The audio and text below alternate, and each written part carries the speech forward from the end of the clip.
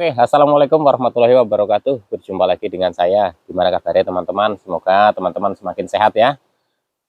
Ini saya belum mandi, saya sempatkan bikin video ya teman-teman, karena waktunya saya juga, ya saya bagi ya. Tadi habis ngantar anak sekolah, dan ini nunggu nanti pulang, jemput, saya bikin video ya. Dan semoga teman-teman ya semakin sehat ya, dan tetap semangat. Gangguan ini bisa sembuh kok. Dan saya yakin teman-teman juga bisa sembuh ya. Jadi teman-teman nggak usah terlalu takut, nggak usah terlalu khawatir lah.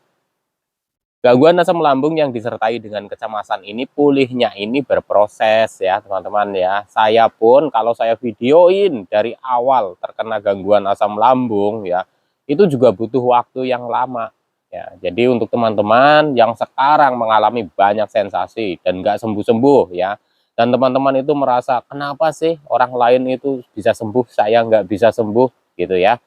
Jangan seperti itu ya teman-teman, karena memang yang sudah sembuh pun mengalami banyak cobaan ya, banyak ujian ya, prosesnya panjang. Kalau mungkin hanya gangguan asam lambung saja, itu mungkin bisa sebentar saja sudah sembuh ya. Tapi kalau yang sudah disertai dengan gangguan cemas itu memang cukup lama. Jadi di sini teman-teman itu butuh yang namanya kesabaran ekstra. Kalau saya bilang seperti itu ya. Teman-teman jangan pesimis ya. Teman-teman itu harus optimis kalau memang teman-teman itu bisa sembuh. Saya yakin sekali ya. Ini berdasarkan pengalaman pribadi saya. Dulu saya juga pernah merasakan hal yang sama seperti teman-teman.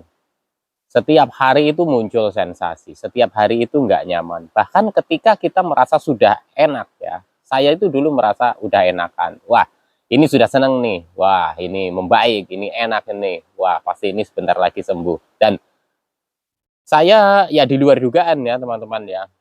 Sudah enak 2 minggu, ternyata drop lagi gitu ya. Itu beberapa kali saya alami ya teman-teman. Jadi teman-teman yang sekarang mengalami entah apapun itu sensasinya ya. Jadi banyak sekali kan untuk gangguan asam lambung yang disertai dengan kecemasan, sensasinya itu macam-macam. Di fisik itu banyak ya, terus di psikisnya juga banyak. Itu memang ciri khas penderita gangguan asam lambung yang disertai dengan kecemasan. Di sini mau saya sampaikan ke teman-teman ya, bahwa apa yang sudah saya sampaikan di sini itu semoga bisa dipahami ya. Jadi sembuh dari gangguan asam lambung itu perlu proses. Adapun saya memakai cara yang dibantu dengan obat dokter ya. Saya periksa rutin ke dokter ya. Terus saya juga minum obatnya itu rutin. Itu pun setelah beberapa kali saya ke dokter ya. Terus saya rutinkan di dokter spesialis dalam ya teman-teman ya. Dan di situ saya dikasih arahan. Nah, di sini banyak sekali juga yang menanyakan, Mas, saya hanya tanya obatnya saja apa yang ampuh. Nah, ini ya teman-teman ya.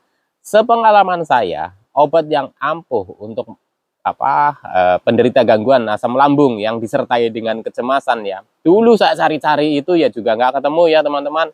Kalaupun saya waktu itu nemu dengan harga yang mahal, mungkin juga saya sudah beli ya, karena memang gangguan ini cukup menyiksa gitu ya, cukup ya pokoknya mengganggu produktivitas lah ya.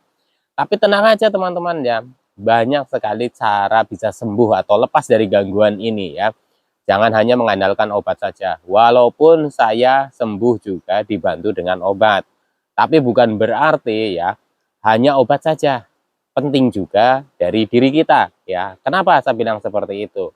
Karena kalau hanya berfokus kepada obat, nanti teman-teman ya sudah minum obat, kok saya nggak sembuh-sembuh ya, minum obat ini kok nggak sembuh-sembuh ya. Nah, ini teman-teman kan mengalami gangguan cemas. Dari situlah teman-teman juga sudah harusnya memulai memperbaiki pola pikir kita ya. Jadi kita itu hadapi dengan sabar ya, dengan ikhlas. Kita sedang berobat, kita bantu dengan menerapkan 3P ya. Pola makan yang baik ya, pola hidup yang baik ya, terus pola pikir yang bagus ya. Jadi kita itu bisa nanti sejalan gitu ya, antara kita berobat ke dokter dibantu dengan diri kita sendiri menerapkan 3P secara konsisten. Nah, di sini mungkin yang saya lihat di komentar-komentar video saya itu masih banyak yang belum memahami ya apa yang saya sampaikan, dan semoga saja kali ini bisa memahami. Jadi sembuhnya saya itu dibantu dengan obat dokter ya, karena saya sudah melalui proses pemeriksaan dari dokter. dan dokter menyampaikan ke saya bahwa saya butuh obat ini. Ya. Obatnya ya seputaran PPI ya, golongan PPI ya, ada lansoprazol kayak gitu-gitu ya teman-teman ya. Mungkin ya sama dengan teman-teman obatnya ya. Nah, itu kan memang sudah umum sekali untuk penderita gangguan asam lambung, pasti obatnya itu aja. Nah, teman-teman itu mungkin sudah merasa ini ya, apa namanya, bosen dengan obat. Teman-teman itu memakai cara yang mungkin kata orang pakai ini bisa sembuh, pakai herbal ini, ya nggak apa-apa. Itu sah-sah aja. Hak teman-teman untuk memilih ya. Akan tetapi teman-teman coba amati apakah dengan metode yang teman-teman apa namanya lakukan itu ya, itu teman-teman itu mengalami perbaikan atau tidak. Nah, itu teman-teman itu amati. Kalau memang teman-teman itu sudah dipromosi ini, obat herbal ini, terus apa namanya pengobatan alternatif ini dijamin ini nanti sembuh dan lain-lain gitu kan, banyak promosi-promosi seperti itu. Nah, teman-teman itu sudah apa namanya menjalani itu, tapi teman-teman itu nggak ada perubahan. Ya menurut saya coba teman-teman mencoba dengan yang namanya 3P secara konsisten ya. Dimulai dari situ dulu ya teman-teman, karena ini menurut saya itu penting ya. Apalagi kalau teman-teman itu masih yang namanya gini, mengharap kesembuhan cepat tapi teman-teman tidak menjaga pola makannya. Teman-teman sudah kangen yang namanya kesembuhan, kangen yang namanya normal lagi seperti dulu, tapi teman-teman juga tidak menjaga pola hidupnya ya. Masih sering begadang, istirahatnya kurang ya. Teman-teman ingin normal seperti dulu lagi, tapi teman-teman itu berpikirnya itu masih berpikir negatif terus ya. Nah, kemarin ada yang menanyakan ke saya, sebenarnya apa yang dimaksud berpikiran negatif? Nah, ini ya teman-teman ya, ini menurut saya dan pendapat saya. Jadi apapun yang sedang kita hadapi, yang sedang kita jalani, kita berpikir positif saja. Bahwa apa yang kita hadapi ini adalah ujian dan kita itu harus menghadapinya ya. Siapa sih yang mau ya dikasih sakit? Pasti nggak ada yang mau. Akan tetapi di balik ujian ini ya teman-teman ya, itu akan membentuk diri kita itu nanti akan lebih baik. Dan saya yakin itu teman-teman juga pasti nanti akan bisa lepas.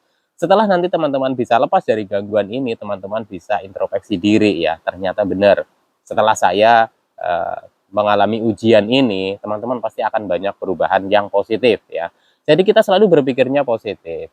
Kalau kita mau pergi kemana-mana, nggak usah dibayanginnya yang enggak gitu ya. Bayanginnya yang positif-positif saja. Jadi saya berlatih ya. Jangan kepikirannya gini, saya mau berlatih jalan-jalan, nanti saya pingsan, nanti saya ambruk, nanti saya apa namanya pingsan di jalan nggak ada yang nolongin, nanti masa depan saya gimana, terus nanti nasib anak-anak gimana, nanti nasib keluarga gimana, atau nanti nasib pekerjaan saya gimana gitu ya. Udah berpikirnya itu macam-macam ya teman-teman dengan gangguan ini. Nah, mulai dari sekarang teman-teman itu berpikirnya itu positif saja. Kita sedang mengalami gangguan ini, ya sudah, kita fokus kepada penyembuhan. Dengan cara seperti apa ya? Kalau teman-teman sedang berobat ke dokter atau teman-teman ini sedang periksa ke dokter rutin gitu ya, teman-teman bantu dengan 3P ya. Aktivitas tetap jalankan walaupun masih terbatas. Nah, ada lagi pertanyaannya, Mas, gimana saya mau beraktivitas?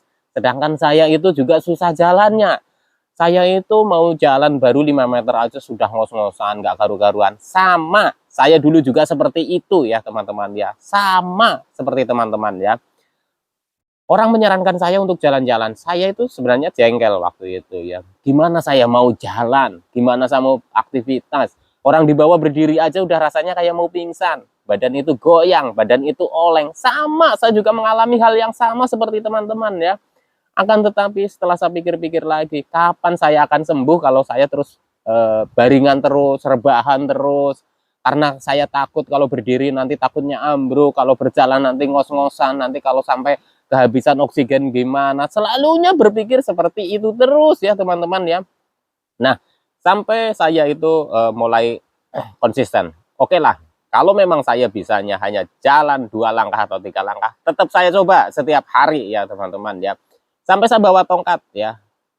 Teman-teman dulu mungkin apa namanya nggak percaya ya. Karena saya itu dulu nggak memvideokan ya, nggak mendokumentasikan ya. Boro-boro mendokumentasikan apa namanya, pengalaman saya waktu masih terkena gitu ya teman-teman, karena untuk memikirkan sensasi setiap hari itu juga wah udah gak karu-karuan ya. Jadi saya dulu latihnya teman-teman tetap untuk beraktivitas, walaupun saya itu jalan 5 meter, 10 meter, walaupun masih pakai tongkat, walaupun rasanya sudah kayak mau pingsan, pandangan udah nggak jelas seperti kayak di dunia lain, saya itu mengalaminya teman-teman, dan itu bisa sembuh teman-teman ya. Jadi teman-teman nggak usah khawatir, teman-teman tetap yakin bahwa teman-teman itu bisa lepas dari gangguan ini.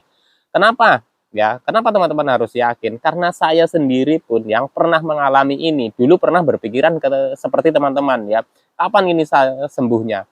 Apakah ini bisa sembuh? Apakah ini bisa normal kembali gitu? Saya selalu setiap hari juga berpikir seperti itu teman-teman ya. Akan tetapi mulai sekarang teman-teman itu tetap ya semangat ya. Teman-teman yakin akan sembuh, akan lepas dari gangguan ini. Saya yakin sekali. Pokoknya teman-teman, mulai dari sekarang perbaiki 3P secara konsisten, hadapi ini dengan sabar dan ikhlas ya, teman-teman ya.